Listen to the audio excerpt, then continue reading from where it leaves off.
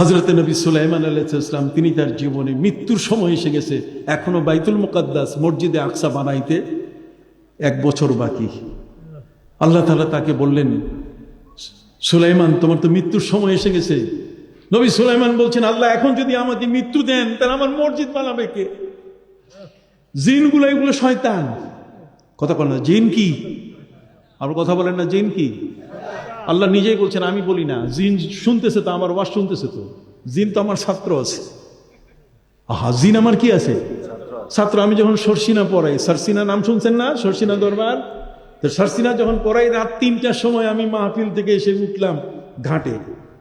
তো ঘাটে উঠার পরে সরসিনার একটা বিশাল পুকুর ছিল, পুকুরের পাশে রেন্ডি গাছ, রেন্ট্রি গাছ।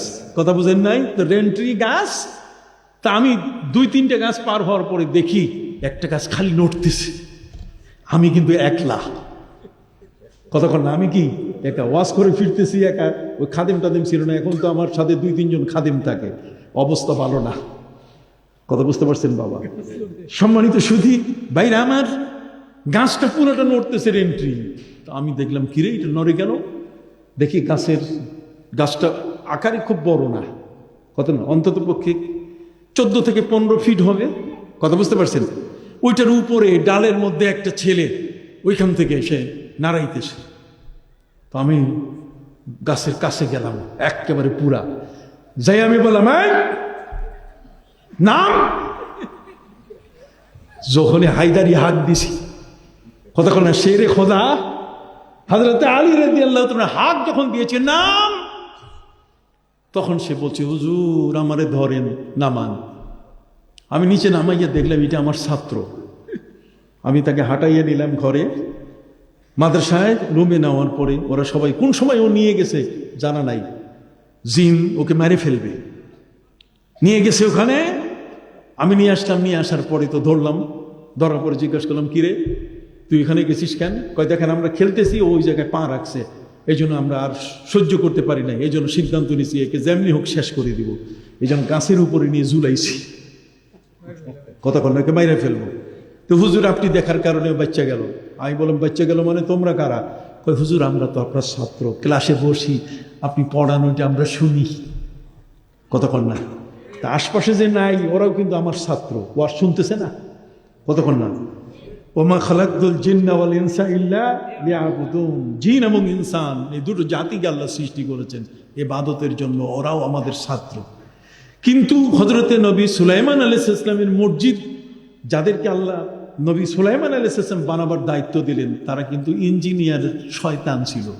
আল্লাহ বলছেন, ওয়াশায়াতিনা কুল্লা বান্নাইন ওয়া গাওয়াস। এখানে হাফিজে কোরআন আছে, ওয়াশায়াতিনা কুল্লা বান্নাইন ওয়া গাওয়াস। শয়তান এই ইঞ্জিনিয়ার, এগুলো ডাকছে। নবী সুলাইমান ডেকে বলছে, ইঞ্জিনিয়ার কার হাত উঠাও। সব হাত উঠেছি। কয় 2 হাত। 2 হাত উঠেছি। কয় তোমরা ইঞ্জিনিয়ার কিনা? কাহা আমরা ইঞ্জিনিয়ার। কয় তাহলে মাটি কাটো, বাইতুল মুকাদ্দাস বানাও। মসজিদ বানাবার কাজ ভালো মানুষের কাছে আসলে ভালো হবে না? কতক্ষণ না, চোর ডাকায় ধরলে তো আন্ডারগ্রাউন্ডে টাকা চাবে, পণ দাবি, মুক্তিপণ দাবি করবে। কতক্ষণ না, নবী সুলাইমান আলাইহিস সালাম নবী হিসেবে কি এটা পারেন? তিনি বলছেন, কি করো? মাটি কাটো আর মসজিদ বানাও। যখন মসজিদ বানাইতেছে, বানাইতে আর 1 বছর বাকি আছে মসজিদের ফিনিশিং, এর টাইলস, এর সৌন্দর্য, এগুলো মুছামুছি করে ক্লিয়ার করতে সময় লাগবে এখন কত? সবাই বলেন কত? 1 বছর। ঠিক 1 বছর আগে নবী সুলাইমান আলাইহিস সালামের কাছে আল্লাহ তাআলা মেসেজ দিয়ে দিলেন যে তোমার মৃত্যু আজকে হয়ে যাবে অল্প সময়ের মধ্যে। নবী সুলাইমান বলছেন, আল্লাহ আপনি আমাকে মৃত্যু দিবেন, তাই মসজিদটা বানাবে কে? ওই মসজিদটা বানাবে কে? ওটা তো আমি বানাবার জন্য সিদ্ধান্ত নিছি। এটা ভালো কাজ একটা করে যাব আমি, এটা সদকায়ে জারিয়া, কিয়ামত পর্যন্ত এতে সেজদা করবে মানুষ, নামাজ পড়বে।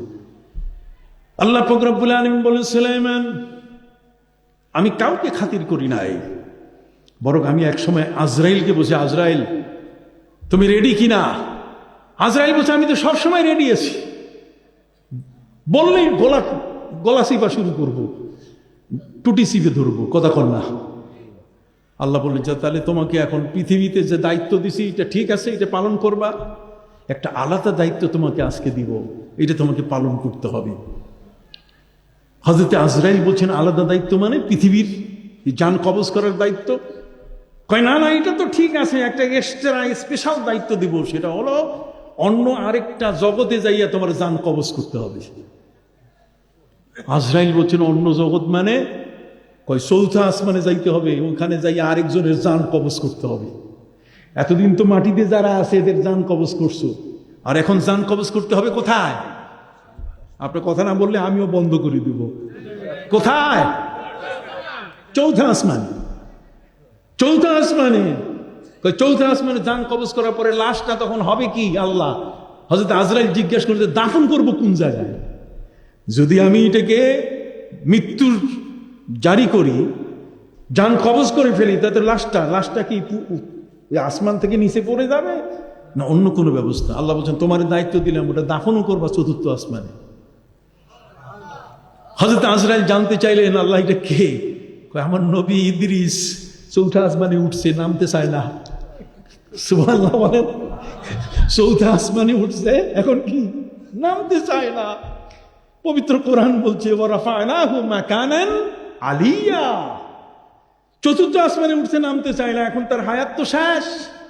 কাজে আজরাইল এখন আরেক জগতে যাইয়া তোমার জান কবজ করতে হবে। তা আজরাইল যদি চৌথা আসমানে যাইয়া জান কবজ করে, তাহলে আমাকে বাড়ি ঘর চিনে না? কতক্ষণ না? আপনার বাড়ি আমার বাড়ি, আপনার অফিস আমার অফিস চিনে না? আমার নৌকা, আমার এই বড় ধরনের যে এই ফেরিগুলো আছে, আমার যে স্টিমার আছে, এগুলো কি আজরাইল চিনে না? কথা বলেন, চিনে কিনা?